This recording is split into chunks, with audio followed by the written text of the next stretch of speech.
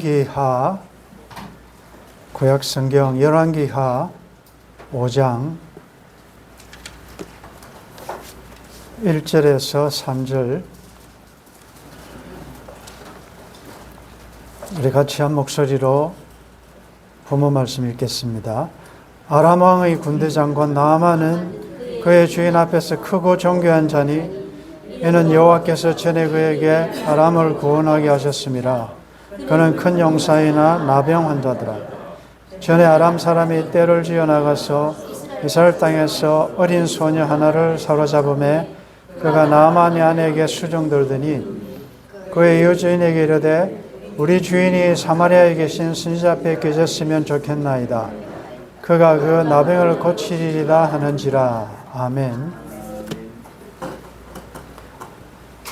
요즘 여러분들 스스로가 여러분들의 신앙생활에 대해서 점검해 볼 때 나는 그래도 나의 신앙생활이 만족스럽다라는 평가를 하는 분도 있을 것이고 또 그저 그렇다 또는 나는 지금 나의 신앙생활이 좀 불만족스럽고 이전에 비해서 좀 많이 게으르고 나태한 것 같다. 그런 생각을 하는 분도 있을 것입니다. 그러면 질문해 봅니다.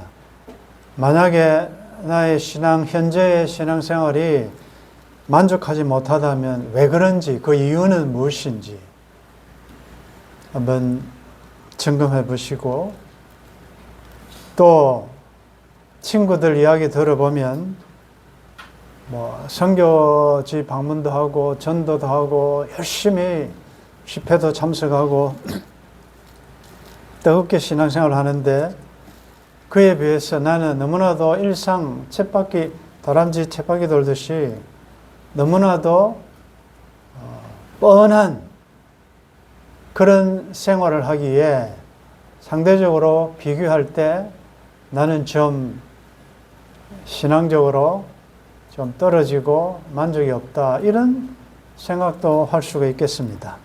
자, 그렇다면 여러분들 어떻게 해야 더 하나님께 영광이 되고 어떤 직업을 가져야 더 하나님께 영광이 된다고 생각합니까? 사역자로, 선교사로, 목사로 섬기면 어쨌든 하루 종일 생각하는 게 말씀과 하나님 생각이니까 좀 더 유리한 것 같고 그렇지 않은 그냥 우리의 일상의 삶을 위하여 직장생활 하는 것은 좀 주의 일이 아닌 것 같은 그런 생각이 듭니다. 그래서 오늘 어쨌든 하나님 보실 때에 만족스러운 신앙생활을 좀 하기를 원하는 이런 좋은 질문을 가지고 오늘 본문을 통하여 우리들에게 주시는 교훈을 얻겠습니다. 너무나도 유명한 잘 알려진 그리고 여러 번 선포한 말씀이기 때문에 자세하게는 강의를 하지 않겠습니다. 본문에 이 나만이라는 분이 등장하는데 그는 아람 왕의 군대 장관이다. 아람이라는 나라는 이스라엘과 우호적인 관계가 아닙니다. 아수르나 바벨론처럼 대대적인 침공을 하는 그 정도의 적대국은 아니지만 사소한 또 작은 국경에서의 충돌, 국지전은 발생하는 그런 나라였습니다. 거기에 군대 장관 나만 그를 소개하기를 주인 앞에서 크고 존귀한 자다. 그리고 큰 용사다. 아주 실세고 존경을 받는 아주 권력, 권세를 가진 군대 장관입니다. 그에게 약점이 하나 있다면 약점이라기보다 치명적인 그는 나병 환자라. 큰 용사이지만 나병 환자라. 지금도 그렇지만 당시에 나병 환자는 불치병 아니겠습니까? 그 나병 환자, 병을 앓고 있는 그에게 큰 용사나 존귀한 자나 군대 장관이 무슨 의미가 있었겠습니까? 하루하루 죽어가는, 썩어져가는 자기 육신을 보면서 그는 많이 절망의 삶을 살고 있었을 것입니다. 유명하고 존귀하기 때문에 치료해보려고 얼마나 많은 명의와 좋은 약들을 많이 썼겠습니까? 그가 백방으로 노력한 것을 우리는 충분히 짐작할 수가 있습니다. 그런데 그의 치유 사건에 등장하는, 보면 2절에 보면, 전에 아람 사람이 떼를 지어 나가서 이스라엘 땅에서 어린 소녀 하나 사로잡아 왔으며 그가 나만의 아내에게 수종들었다. 서론에서 말씀드렸지만 국경에서 작은 충돌들은 있었다. 그래서 아람 사람이 떼를 지어, 이것은 도적대, 강도들 이런 의미죠. 떼를 지어서 이스라엘의 국경을 침범해서 물건도 노력하고 특별히 사람들을 데려와서 파는 인질범들. 그런데 그 중에 이름 모를 어린 소녀 하나를 납치해 온 거죠. 잡아와서 팔았는데 어쨌든 여러 경로를 거쳐서 하필 이 나만, 이 군대 장관 나만의 집에 종으로 또 노예로 팔렸다. 이제 이 이야기입니다. 그런데 그 주인이 문둥병으로 나병으로 고생하니까 다 알지 않습니까?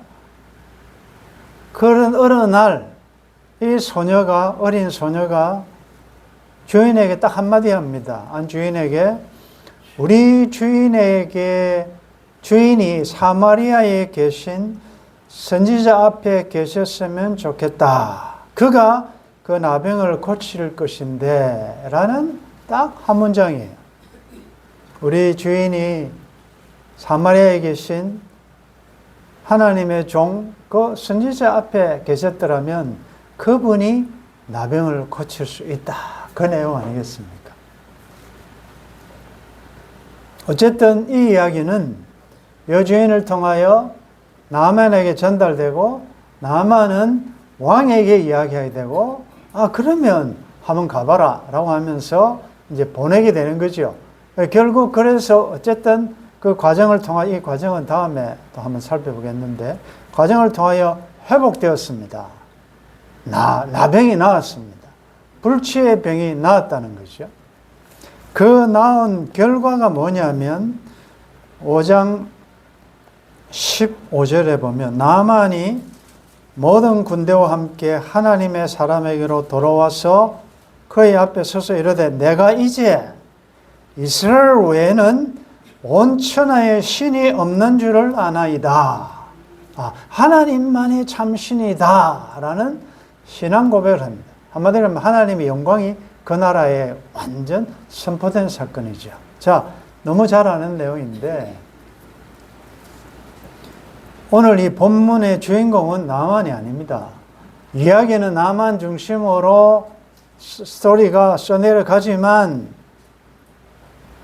어떤 사건이든지 보이지 않는 주인공은 하나님이시고 그 하나님께서 이 나라에 엄청난 아람이라는 이 믿지 않는 나라, 이곳에 하나님의 영광을 가득 차게 하나님이 살아계신 분이고 유일한 분이라는 것을 나만을 통해서 고백하게 만든 그 동기를 제공한 사람이 누구냐?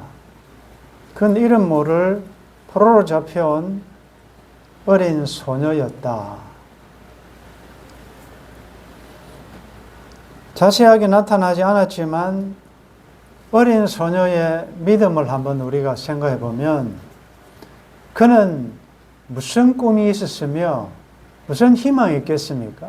어린 나이에 고향을 떠나고 부모 곁을 떠나 처참한 상황 아닙니까?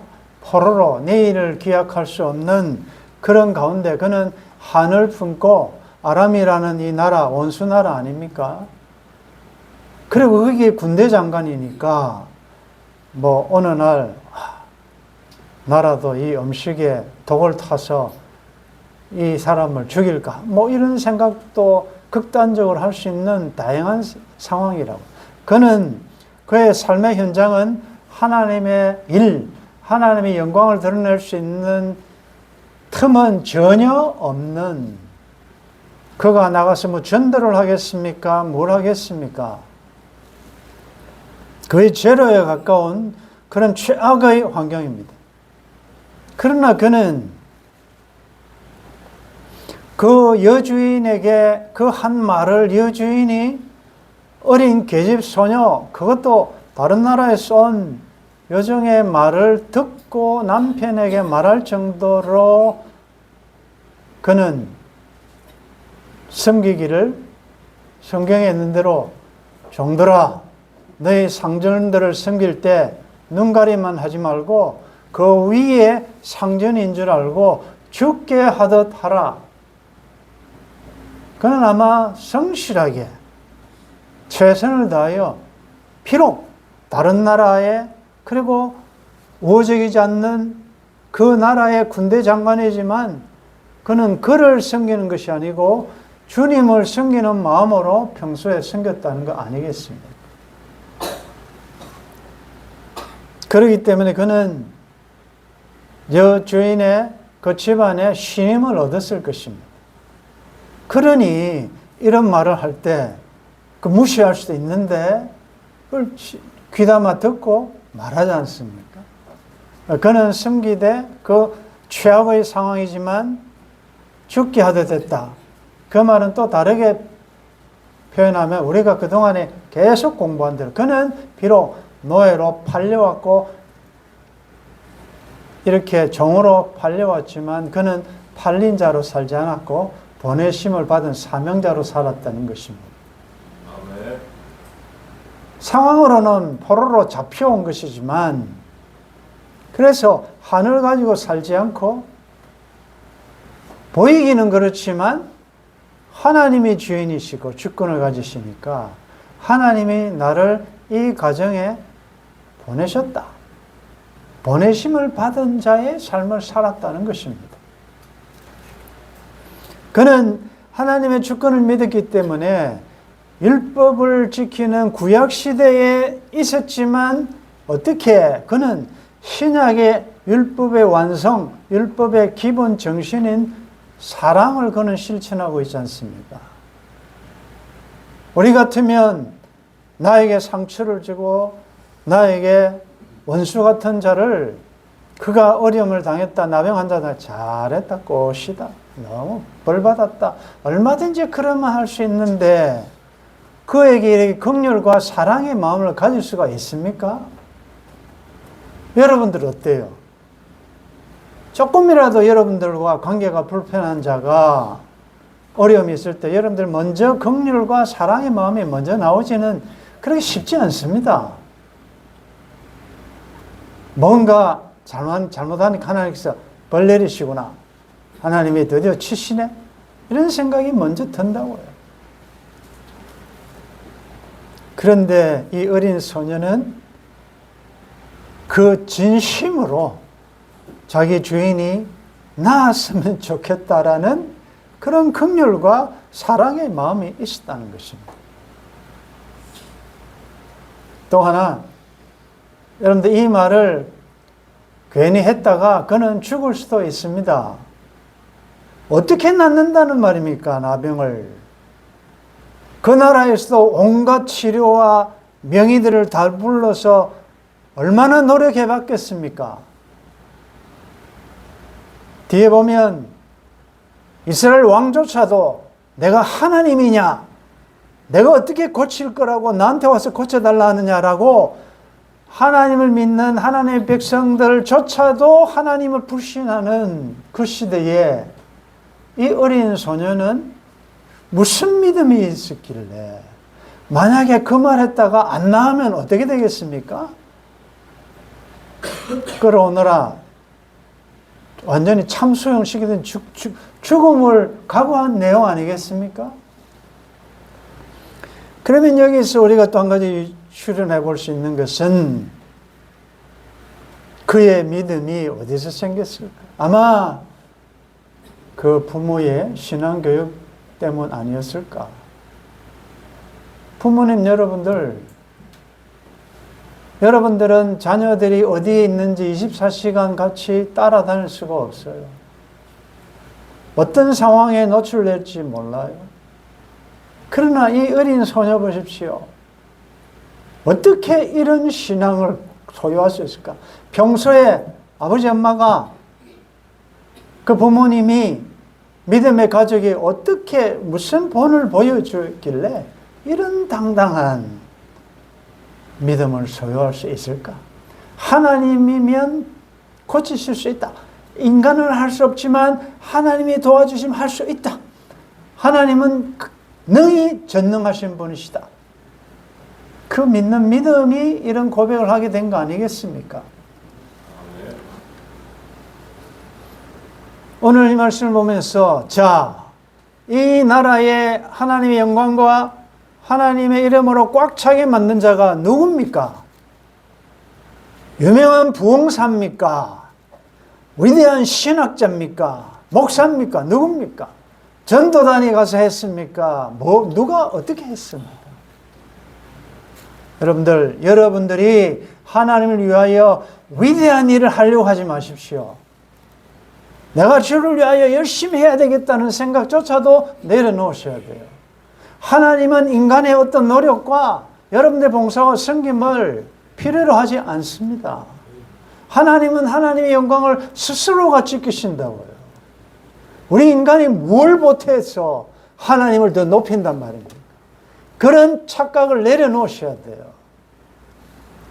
단지 우리는 주어진 환경에서 작은 일이라도 최선을 다하고 충성할 때 하나님은 그 작은 충성을 통하여 하나님의 때에 하나님의 영광을 위하여 하나님이 위대한 일을 하신다. 아멘. 오늘 얼마나 많은 사람들이 평상의 일상의 삶을 내려놓고 내팽개치고 이게 옛날에 소위 말한 시한부 종말론자들의 자세 아닙니까? 이게 초대교회에 있었던 영지주의 사상, 이게 지금도 이런 사상에 빠진 분들이 있어요. 주님의 곧 오시는데 공부할 필요가 뭐가 있느냐, 일할 필요가 뭐가 있느냐, 시집 장가 갈 필요가 뭐가 있느냐, 다 내려놓고 집도 팔고 산으로 들어가고 주님 오실 날을 기다려야지라는 이런 사상.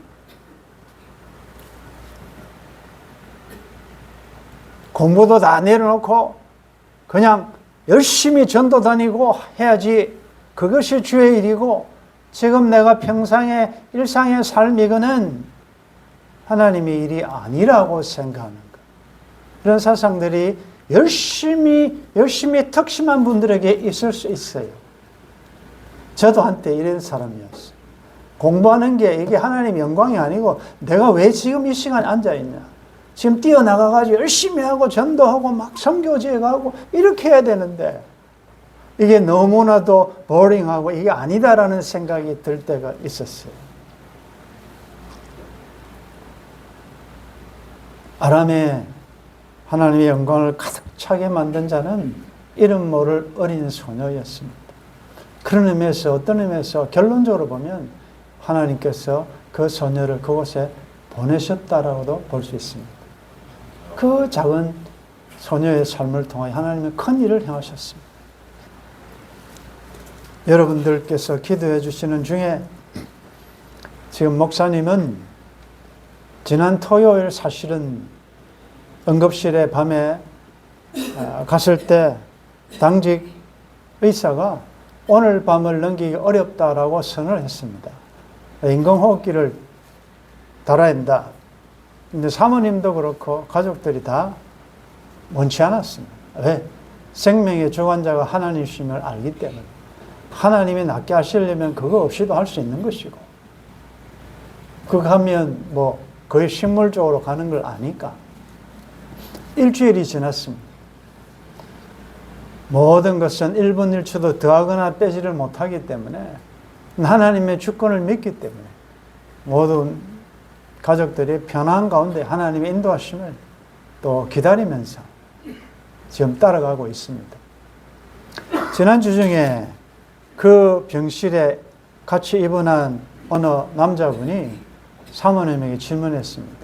남편이 저 모양으로 누워있는데 무슨 소망을 가지고 있느냐, 무슨 소망으로 사느냐 이 말이죠. 자기가 볼 때는 거의 의식이 없고 온갖 줄을 꽂고 있는 모습을 보면서 그때 사모님은 하필 그날 아침에 묵상한 내용이 너희 속에 관한 소망에 관한 이유를 묻는 자들에게 대답할 말을 항상 준비하라는 그 말씀 묵상이 딱 떠올라왔어. 우리는 예수 믿는 사람이고 우리는 천국 소망을 가지고 있는 자들. 지금까지 오는 동안 남편이 지극정성으로 자기를 사랑했기 때문에 나도 소망 가운데 사랑의 마음으로 마지막까지 돌보고 있다. 그 환자가 자기도 여러 가지 병에 노출되어 있는데 자기도 옛날에 어릴 때 교회 다녔는데 지금은 안 다닌다. 그러면서 하나님 한번 나타나시라고 자기가 요청했대. 근데 아직도 안 나타나신다. 잘 모르지만 그 짧은 대화 속에 어떤 역사가, 어떤 변화가 있을지. 여러분들 잘 아시는 러시아의 대문호 톨스토이의 단편 세 가지 질문이라는 단편이 있어요. 그는 그 책에서 세 가지를 질문한 첫째, 인생에 있어서 사람에게서 가장 중요한 사람은 누군가?